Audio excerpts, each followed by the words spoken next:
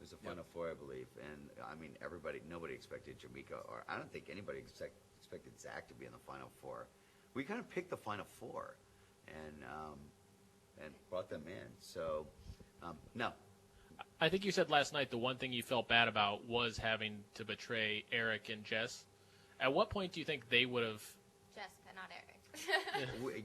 We had heard that they had been planning that particular week with Jessica staying, or at least I had heard. I don't know if you heard.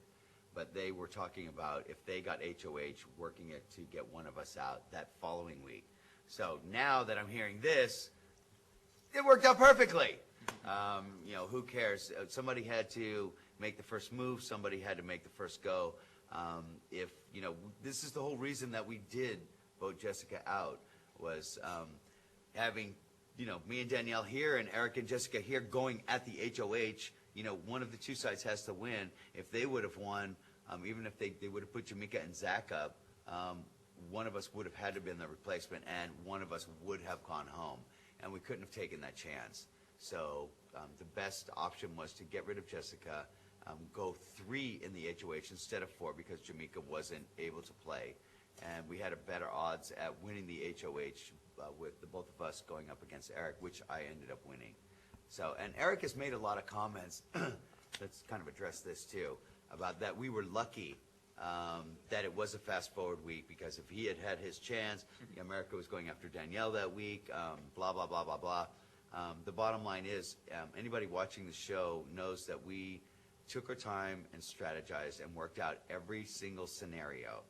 And with a lot candy bars. With candy bars and tea bags and Band-Aids but we would have gone over every single angle, so on and so forth. And we owned Jamaica at that point. I mean, Jamaica, for her to stay in, even though it was a planned ahead of time, that last-minute deal, which I told Jamaica that she was going home in order to really solidify that deal and make her believe that she was going home.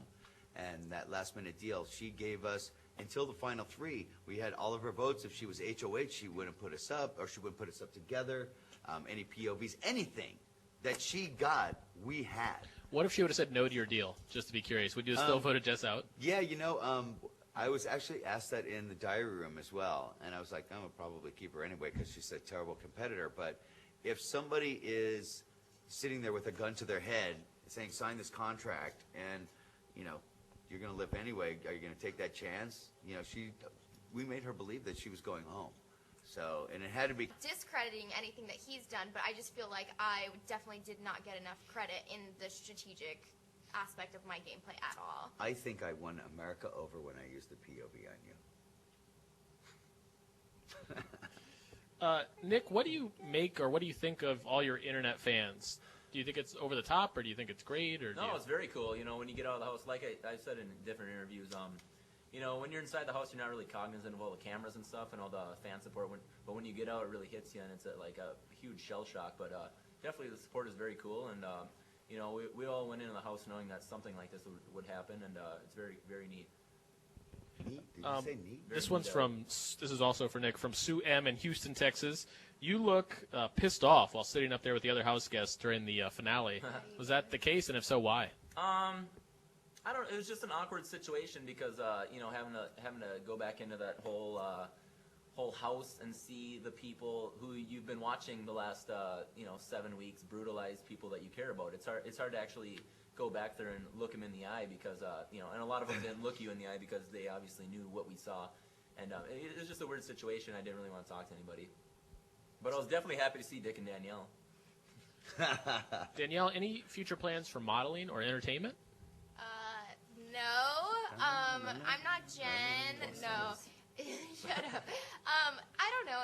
Whatever, I'm open for new things. I think trying things would be fun. But Amber is America's Next Top Model, and I'm not going to steal her spotlight. That's all. This is from Feed 1, Room 23, Jersey Girl. For all 3 of you, which house guests do you think you will keep in touch with? Like, can we say each other? We're going to accept all of you will keep in touch with each other. Anybody else? Other than these 2, Joe definitely, and Zach. Joe and Zach, for you. Danny? I definitely see myself keeping into contact with Joe over emails, Kale, and Jamaica. And I consider Zach the voicemail friend where he leaves a voicemail and you don't call him back for a while. But something. And Dick? And me? Talk to me after I see the show. Okay. Are you going to watch the whole show in its entirety? Oh, hell yes, I am. You see it from one perspective. In order to see the entire show, you have to, from all the perspectives of all the people, you have to watch the show. Nick, when did you become confident in Danielle's feelings from you? The viewers never really saw you get the green light. Yeah, I know. So was there a moment in there, and that's from Kim? Well, obviously, Kim. Ooh, with attitude. The situation, Sassy, I understand where both of them were coming from inside the house because it's a game of mistrust and deceit. So, I mean, obviously, you're going to think that this guy's not for real. But once I left, I didn't get a lot of green lights from Danielle. She didn't confirm or deny anything. So, I mean, when I got out of the house and I saw the first, the hanging back competition, and she was wearing my bandana, and she won it, and they portrayed it, she said, I won it for Nick, and, it was very cute, and, that's where emotions started changing, I saw. Neato. Yeah. When did you guys work out the code, the 143153? That was pretty early. It was like week 2. Yeah, because I use a thing with my family. It's 143. It's like the old, text or whatever for I love you, and I didn't think we were quite there yet with the I love you, so switch it up to I adore you. And for Dick and Danielle, Room 29 has rooted for you all along. They've been in your corner. We called ourselves the Dick Lovers Room. Do you think we'll... Thanks for getting that on the record. Do you think we'll be able to send you the gifts we've collected for you since the show is over? Yes, please. Absolutely. Danny will take the gifts. Or am I? I just Send them where? talk amongst yourselves. What do you got? You're going to take gifts from people? Never. It's just crossed weird. my You don't mind. I know, think I about kinda- that kind of things. You don't even think when Gifts you hear like the word gonorrhea? fan, it's just weird. I don't know. Is- This is all too surreal for us still. He knows what it's like, and we don't. What's room 29? Oh, is that just a So in the screening? chat rooms. room. Yeah, in the chat rooms, there's jillions of chat rooms. Oh, is this for CBS or with the... Real It's Network. on Oh, yes, I'm it. sorry, I'm It's sorry, I'm live. sorry. Say I hi am, to I'm Room sorry, I'm 29. sorry. You're- Room it's actually 29, hi! There you Hi. go, there you It's go. been a very, very long 2 days. I'm sorry. Dick, are you available to date, and do you need a travel mate? Are you? Is there something wrong with your brain? Have you not watched the show? Of course I'm available to date, and I'm working on Janelle right now. Danny, do you have a MySpace